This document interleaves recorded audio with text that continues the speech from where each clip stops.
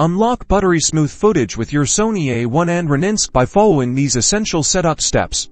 First, ensure your Ronin-sc is placed on its stable base. Disengage all the axis locks by rotating the red locking tabs on each motor. This will allow you to move your gimbal freely for balancing. Next, attach the quick release plate to the bottom of your Sony A1 camera. Make sure it's securely fastened. You don't want any movement here. Now, slide the camera with the attached plate onto the Ronin-sc's mounting bracket. Lock it firmly in place by tightening the screw on the quick release plate holder. To start balancing, let's focus on the tilt axis. Loosen the tilt lock and adjust the camera's position forward or backward on the plate until the camera stays po. When you tilt it forward or backward and let go, it should hold its position neutrally. Now, address the roll axis. Disengage the roll lock. Slide the camera horizontally on the gimbal R until the camera remains level. When you gently tilt the gimbal base left or right and release it, it should stay perfectly horizontal. Finally, balance the pawn axis. Unleash the pawn lock. Move the camera assembly left